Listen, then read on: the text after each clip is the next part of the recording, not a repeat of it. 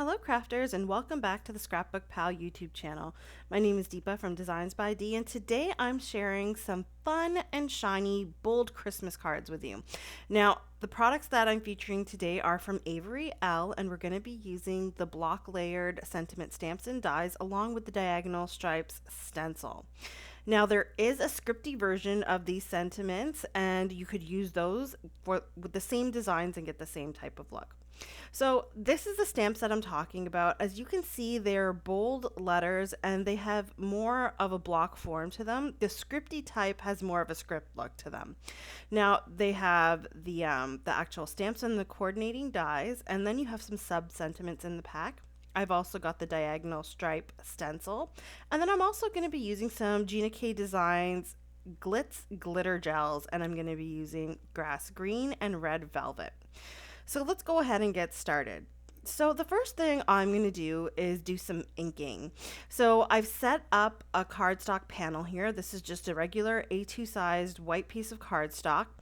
And I'm using some Pinkfresh Studio ink. So this is olive, and I do have to mention that this stencil is actually pretty delicate. I thought I would be able to kind of just stencil the color in and it'd be fine. And for this green one, it is because my ink pad's pretty juicy. So even though I've kind of it looks a bit splotchy right now, in the end the color evens out and it looks gorgeous. Now my red ink pad, or the candy apple ink pad that I'm going to use for the red version of this, it's not as juicy, and you're going to notice that the color's a little bit splotchy even after it dries, which is still okay.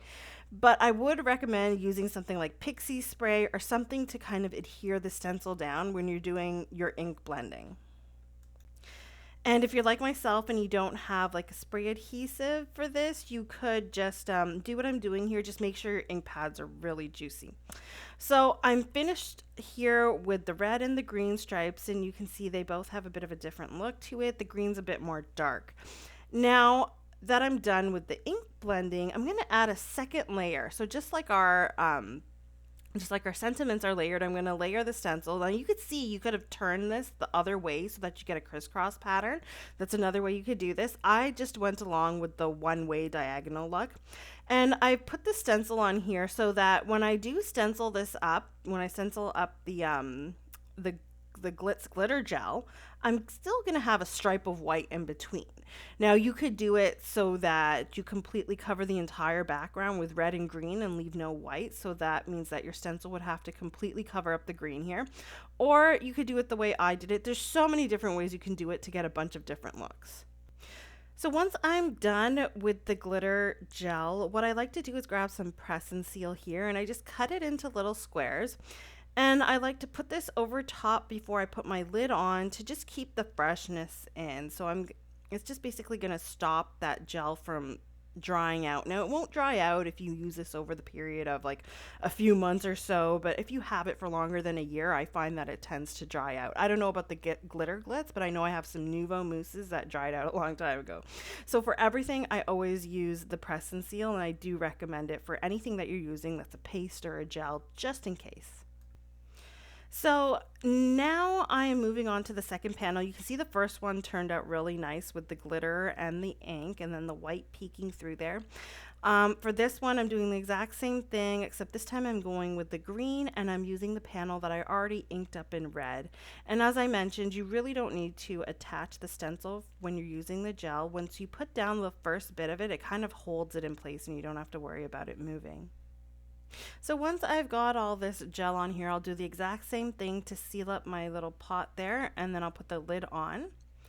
And then I can peel off the stencil. Now each time I peel off the stencil, I go to my sink and I wash off the glitter gel, otherwise it will stick to your stencil and it will make it not as clean when you use it for other projects. So I'll just go ahead and remove this panel, and you can see how absolutely pretty the glitter looks. So now we can go ahead and make our sentiments to go on these panels. So it's really just that easy. So what I did was I actually put those panels aside. So I'm making this in real time. I did let it dry for at least, I think, 20 to 25 minutes, and I think that was good enough. I normally let it dry overnight, but by doing it this way, I kind of saw that it really wasn't necessary. As long as you don't put such a thick layer on, it will dry in about half an hour. So moving on to the sentiments that I'm working with here, you can see that there are four large ones: cheers, happy, merry, and joy. And they have that block aspect to them. So you can see I've stamped one out in some black VersaFine Clair Nocturne ink. And then I've put the layered portion of the stamp down on my acrylic block. And I'm using that candy apple that we used on the background. And I'm just going to line it up. Sorry, my head gets in the way there, but you can see that you can stamp in those little blocked areas and give it some color. So I'm just going to double stamp this to make sure that it's 100% solid. You could use a stamping tool like the Altenew stamp wheel or the Misty. I just decided to freehand it here just for a bit of fun. So the first one I did red. This next one, I'm going to keep it black. So I stamped out the outline in black. I'm going to do the center in black. And then the last one I'm going to do in green. You could leave it completely blank, just keep it white for a fun look, or you could maybe heat emboss this in gold or silver, whatever works with your color scheme. There's so many different ways that you could use these stamps. So remember, there are four dies that you can use to cut out these larger sentiments. I do want to add that I noticed afterwards, it's a good thing I left the space that I did between each of these sentiments, because the dies are a lot bigger than the sentiments. So you don't get a small white border, you get a large one. So if you are stamping out your sentiments the same way I am to cut them out, space them out more so that your die is going to fit there. As you can see there's a large white border around the letters. So I've gone ahead and I've attached two of the dies because I couldn't actually cut all of them together because they're so large. And then I'll go ahead and attach the joy die, and I'll cut that one out separately. So I've got my 3 sentiments to make my 3 cards just ready to go. Now I will be adding the sub sentiments, the smaller sentiments in the set later on. Now what I want to do for one of the cards, and I think I'm going to do this on the gold glitter one with the green, I'm going to cut out these hexagem dies here. So these are from Spellbinders. They came out a while ago. And I'm just going to use 2 sizes that are beside each other so that I can get one in gold as a border and then one in white as the main center panel. Then what I'm going to do is I'm going to attach the cheers here. And that's going to be my main large sentiment. I'll attach this to the gold to create that border that I was looking for. So the gold just really makes that white panel stand out just a little bit more. And then I'll set this up in my Altenew stamp wheel with the sub sentiment there. And this one says "From All of Us," which comes with the set. And then I'm going to use the olive ink, which was the same ink I'm going to be using on this panel, to stamp out that sub sentiment. And that's my little center panel for that card. Very easy to put together. So now all I have to do is kind of cut down the panel, and once I've kind of cut off 1/4 of an inch from each side, I can attach this to a white card base. So again, this is just an A2 size card base, and because I cut down the panel, I've got a little bit of a white border that goes around, which kind of ties into those little white stripes that I left on the panel. And then all I have to do is add that sentiment panel in the center. Now I'm using some larger square foam adhesive pieces here because I want this to have dimension. It's very bold, so I feel like the dimension just really works well with it. And you can see that this hexagem, the cutout here, the panel, it works well with the diagonal stripes on the background of the card, which is why I chose it. You could also use the diamond or something else, or even a square. Anything would work with it. This just goes with the diagonal look. So to finish this card off, I'm just going to add some gold metallic pearls by Pinkfresh Studio. And very simple, just add an odd number of them. I find that the odd number just looks more aesthetically pleasing here. So I've got like 7 of them on there, and that card is finished. Now for the last 2 cards, I'm going to use that second panel and I'm going to cut it along the diagonal. So I get 2 pieces here that I can use to make 2 cards. I'm just going to fix up this smaller piece because I want to just make sure that the white is not on the edge, but the glitter is. And you can see that I ended up cutting it. So this panel was the second one that I had added the gel to, the glitter gel, and it wasn't 100% dry. So that's 25 minutes. So that's why I'd give it an extra 5 minutes for it to 100% be dry. So I've cut down this little piece here, and I'm going to just glue it down to the card base.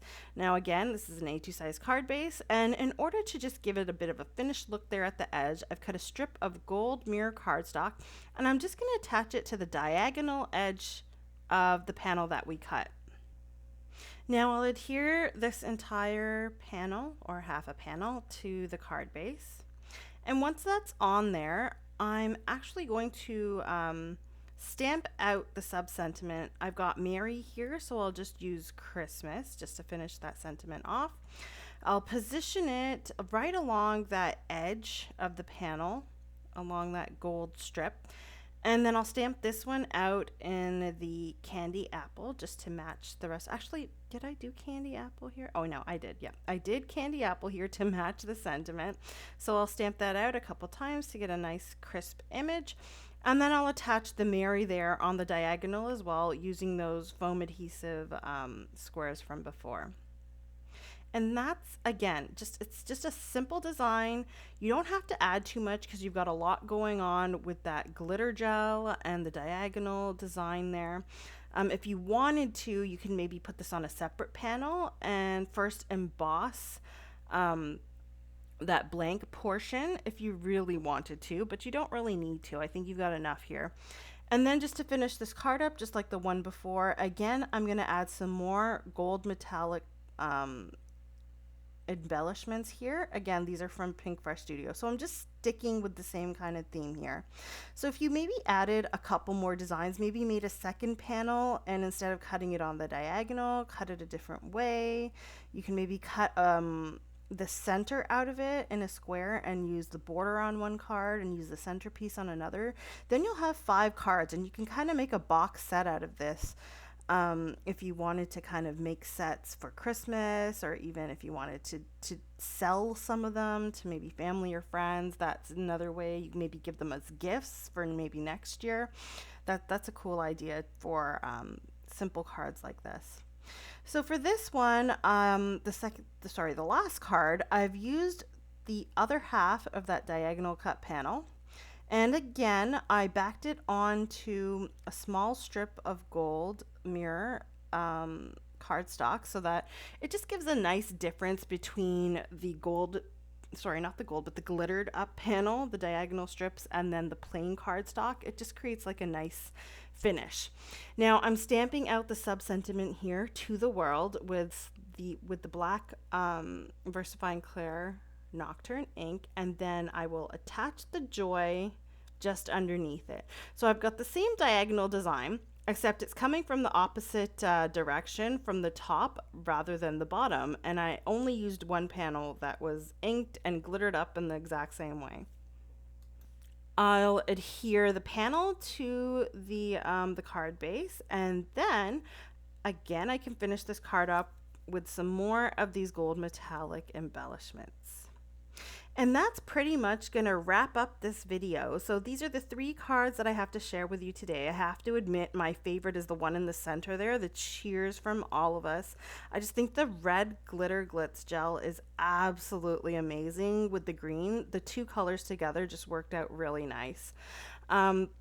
I hope you guys like this video. Don't forget to like and subscribe and hit the notification bell to be notified of future videos.